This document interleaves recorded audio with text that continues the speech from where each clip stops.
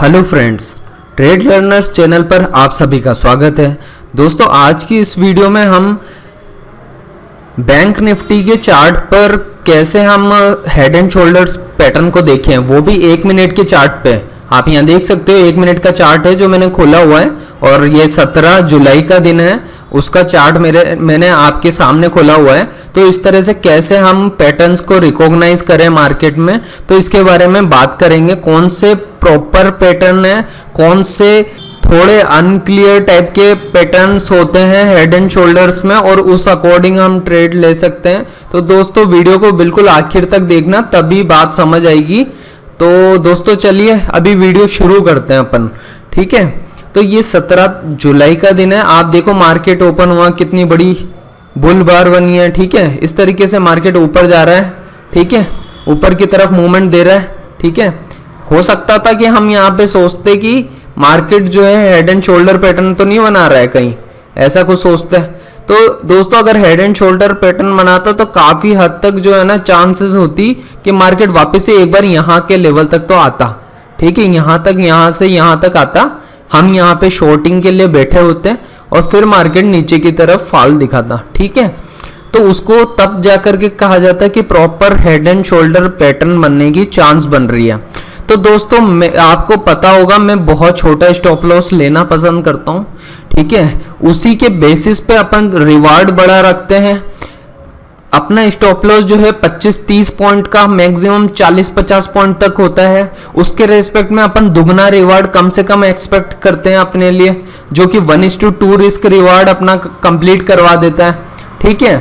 अब देखो दोस्तों, थोड़ी बहुत इसमें रिस्क भी होता है, लेकिन दोस्तों एक बात ध्यान रखना, हेड एंड शोल्डर पैटर्न अगर बन रहा है ना कहीं पे, तो केवल हेड एंड शोल्डर पे ही रिलाई कर लेना सही बात नहीं होती है।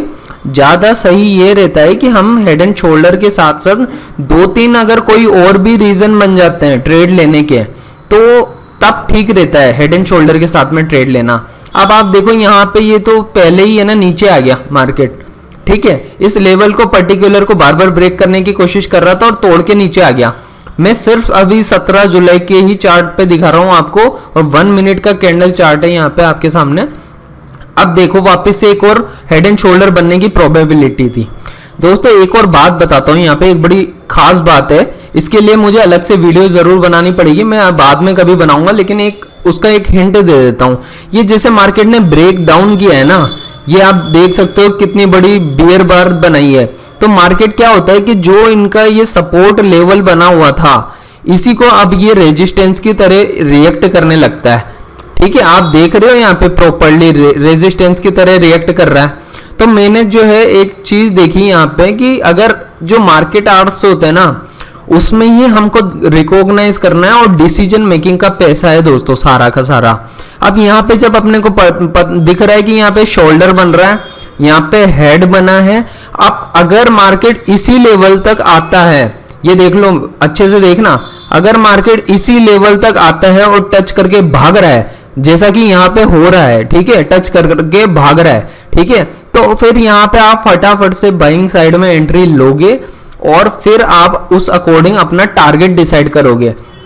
तो दोस्तों अब आप यहाँ पे लॉन्ग करोगे, जैसा कि मार्केट शुरुआत में बुलिश था और नीचे आते ही वापस इसमें अगेन बुलिशनेस आ जाती है, इस लेवल के आसपास आते हैं। इसका मतलब ये जो है ये एक बाइंग टेरिटरी दिख रही है आपको, यहाँ का जो रीजन है, ठीक है।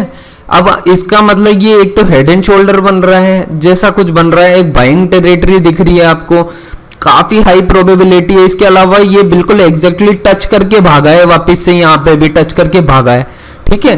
तो फिर आप क्या करोगे कि यहाँ पे कहीं पे बीच में एंट्री लोगे, ठीक है। स्टॉप लॉस कहाँ लगाओगे, बिल्कुल यहाँ पे लगाओगे। कितने पॉइंट का स्टॉप लॉस बना है दोस्तों, कोशिश करो बिल्कुल 50 पॉइंट के अंदर ही रखो।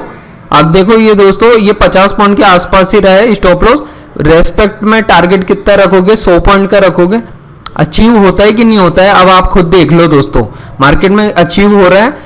तो दोस्तों इस तरीके से लो, और हो सके कोशिश ये किया करो दोस्तों 50 पॉइंट की भी रिस्क नहीं लेनी पड़े, थोड़ा सा फास्ट डिसीजन मेकिंग का पैसा है दोस्तों। मेरी कोशिश हमेशा ना 30-40 पॉइंट का ही स्टॉप लॉस लगाने की होती है।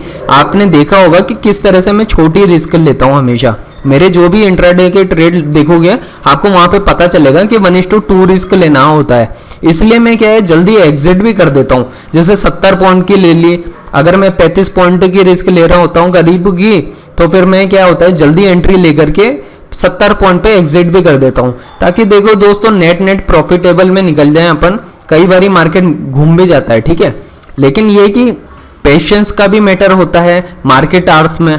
हमारे पेशेंस भी चेक होते हैं, अगर पेशेंस रखते हैं ना तब जाकर के 100 पॉइंट या उससे ज्यादा पॉइंट अचीव होता है। आप वीपी फाइनेंशियल सर हैं, उनकी वीडियोस भी देख सकते हो, वहां से भी आपको ये चीजें बातें सीखने को मिलेगी कि वो पेशेंस रखते हैं, प्रॉपर टारगेट पे निकलते हैं। मैंने हमेशा बोला है कि मेरा खुद का चैनल बिगिनर्स के लिए है, आप देख सकते हो ये भी मेरी बिगिनिंग की जर्नी है और मैं खुद भी सीख रहा हूं और सिखा रहा हूं, ठीक है, क्योंकि मैं मेरे ट्रेड से क्या गलतियां कर रहा हूं और अगर प्रॉफिट हो रहा है तो किस वजह से हुआ, हर चीज के बारे में बताता हूं, कैसे मार्केट में किस तरह से फियर होता है सब कुछ, ठीक है। तो आपको यहाँ पे एक और दिखेगा कि ये कैसे हेड एंड शोल्डर जैसा पैटर्न बन रहा है। पोस्ट मार्केट में दोस्तों हेड एंड शोल्डर को रिकॉग्नाइज करना बड़ा आसान है, ये देखो आप ये किस तरह से लग रहा है हेड एंड शोल्डर। लेकिन देखो जब रियल मार्केट चल रहा होता है ना, तो आपको उस वक्त पे डिसीजन लेने होते हैं, आपको क्विक डिसीजन लेने होते हैं और इस तरीके से ही काम करना होता है। अब आप ये देखो कि ये बिल्कुल इसका जो है शोल्डर जो है और ये शोल्डर देखो आप, ये एक ही जगह पे दिखेगा आपको, इसका टचिंग पॉइंट बिल्कुल परफेक्टली जाकर के ये ऊपर की तरफ जा रहा है, भाग रहा है। अब आप जो है अगर ये इसी तरीके से 1 मिनट का कैंडल चार्ट को देख के फास्ट एंट्री ले लेते हो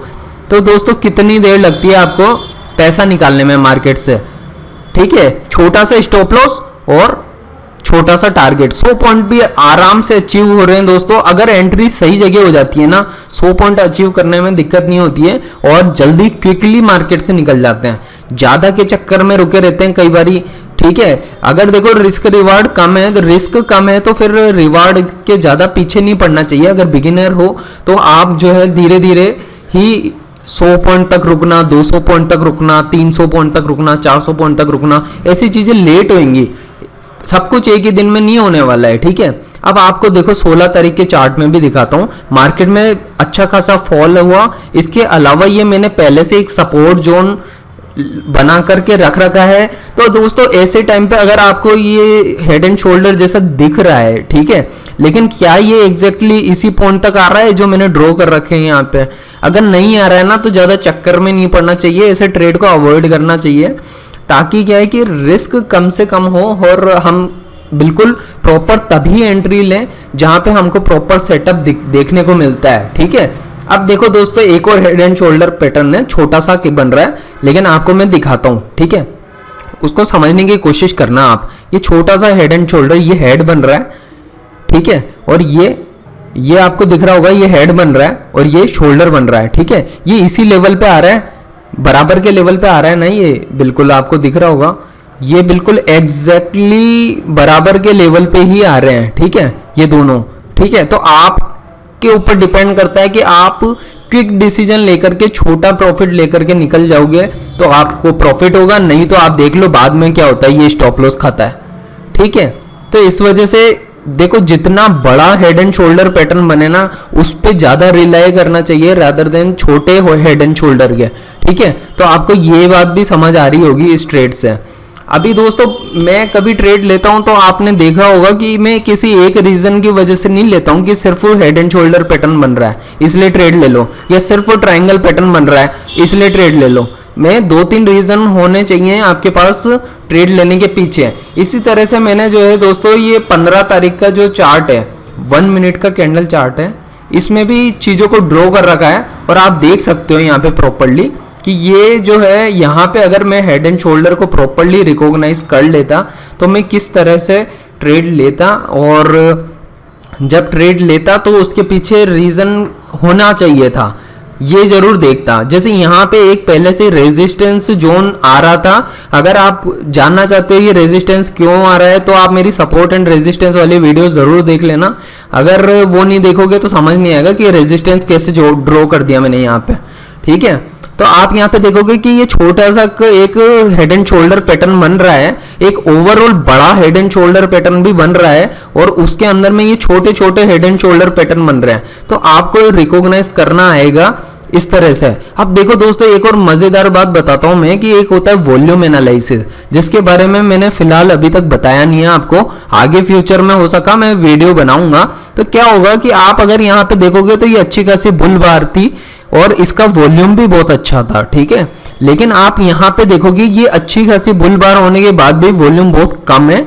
इसके बाद जो नेक्स्ट बार बनी है उसमें वॉल्यूम तो है, लेकिन ये बहुत ही कम, बहुत छोटी बार बनी है, ठीक है, बहुत छोटी बुल बार बनी है। उसकी नेक्स्ट ही क्या हुआ, नेक्स्ट ही बार जो है बियर बार बनी, नीचे गया मार्केट, अगेन इस लेवल तक आया। अगर आप इस टाइम पे अच्छे से डिसीजन ले सकते हो, पैसा आपके डिसीजंस का है और पैसा आपका खुद का है, डिसीजन आपको लेने हैं।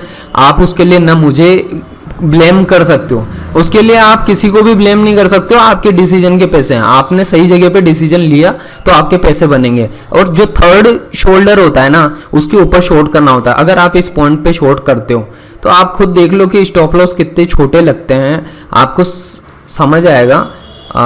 मैं एक मिनट बनाता हूँ शॉर्ट पोजीशन का। ये देखो आप जो है अगर इसको जो है यहाँ पे कहीं शॉर्ट करते हो तो आपको इजीली जो है 100 पॉइंट का टारगेट अचीव हो जाते हैं। अगर आप पेशेंस बना के रखते हो तो आपको 100 पॉइंट इजीली अचीव होते हैं। और इसके अलावा आपने वॉल्यूम एनालिसिस को मिक्स किया, आपने हेड एंड शोल्डर को मिक्स किया, आपने जो है इसके अलावा और क्या मिक्स किया, इसके अलावा देखा आपने कि रेजिस्टेंस भी तो आ रहा है भाई। 3 रीजन बन गया आपके पास, सॉलिड रीजन आ गए। क्यों नहीं शॉर्ट करें यार, ऐसी जगह पे ही तो शॉर्ट किया जाता है। अब रिस्क कितनी सी लोगे, रिस्क सिर्फ इसके टॉप तक की रखोगे। देख लो आप कितना सा स्टॉप लॉस था, यहाँ पे करीब 30 पॉइंट का स्टॉप लॉस हो गया। आप 30 पॉइंट की रिस्क ले रहे थे, ठीक है। 30 पॉइंट का मतलब 750 रुपए का लॉस है, ठीक है। लेकिन रिवार्ड कितने का है, 2500 रुपए का रिवार्ड है करीब। अगर 100 पॉइंट का लेकर के चलते हो तो पूरे 100 पॉइंट मिल रहे हैं, 2500 रुपए मिल रहे हैं। अगर दोस्तों दुगने भी मिल जाते हैं ना 60 पॉइंट, तो भी आप एग्जिट कर सकते हो। और अगर 100 पॉइंट तक रुकने का आपके अंदर पेशेंस लेवल है तो आप बिल्कुल रुकिए और इस तरह से रिवार्ड लिया करें, ठीक है। तो इस तरह से अपनी स्टडी को मिक्स करा करें। ऐसा नहीं है कि सिर्फ हेड एंड शोल्डर पैटर्न देखा डाल दो भैया ट्रेड, ठीक है, बाइंग ले लो या शॉर्टिंग कर दो, ठीक है। तो इस तरीके से आप समझो चीज़ों को। और मेरी जितनी भी बाकी वीडियोस हैं, ट्रायंगल पैटर्न्स हुआ या फिर बैंक निफ्टी का डिटेल एनालिसिस या फिबोनाची लेवल्स का भी अगर यूज किया जा सकता है तो उसका भी यूज करो। ये सब तो ज्यादातर प्राइस एक्शन से रिलेटेड चीजें हैं। बाकी ये है कि स्टॉक्स में फिबोनाची काफ़ी मेरे को हेल्पफुल रहता है, इसलिए मैं वहाँ ज़्यादा यूज़ करता हूँ। बैंक निफ्टी के केस में मैं प्राइस एक्शन का बहुत ज़्यादा यूज़ करता हूँ, क्योंकि 1 मिनट के चार्ट पे एक अच्छा डिसीजन लेना होता है तो उस अकॉर्डिंग लिया जाता है। इस तरह से आप देख सकते हो और भी जगहों पे मैंने ये हेड एंड शोल्डर पैटर्न बनाए हुए हैं। अब दोस्तों मार्केट आवर्स में आपको डिसाइड करना होता है, आपका डिसीजन होता है, सब कुछ आप पे डिपेंड करता है आपको किस हिसाब से लेना है, एग्जिट कहाँ पे करना है। हो सकता है कई बार आकर के स्टॉप लॉस खा जाता है, तो इसलिए क्या है कि छोटा स्टॉप लॉस और ठीक ठाक टारगेट अचीव कर लेना। अगर 1:2 का तो ठीक है यार, उतना अचीव करो। ज़्यादा लालच करोगे कि मैं तो 100 के ही चक्कर में रहूँगा, 100 अचीव करना चाहिए वैसे मोस्ट ऑफ द टाइम। मैं पर्सनली तो मैं भी यही मानता हूँ और मैं अपने आप को तैयार भी उसी लिए कर रहा हूँ, ठीक है। लेकिन ये है कि 100 पॉइंट हमें किन किन लोकेशंस पे मिल सकते हैं, और एंट्री फिर क्या होता है परफेक्ट भी होनी चाहिए अपनी। ऐसा नहीं है कि देर सवेर यहाँ जाकर के कर रहे हो जो आपको 100 पॉइंट भी अचीव नहीं हो पाए, ऐसा नहीं होना चाहिए। फिर एंट्री बहुत सही होनी चाहिए, तभी 100 पॉइंट सही जगह पे अचीव होंगे, ठीक है। तो दोस्तों अगर वीडियो पसंद आई हो तो वीडियो को लाइक ज़रूर करें, ताकि मेरा मोटिवेशन बना रहे और मैं ऐसी ही वीडियोस बनाता रहूं। और भी काफ़ी लर्निंग से भरी हुई वीडियोस है दोस्तों। अभी ऑप्शन चेन एनालिसिस और गेन के एनालिसिस पे भी वीडियो बनानी है। तो दोस्तों वीडियो को आखिर तक देखा आपने, उसके लिए बहुत बहुत धन्यवाद।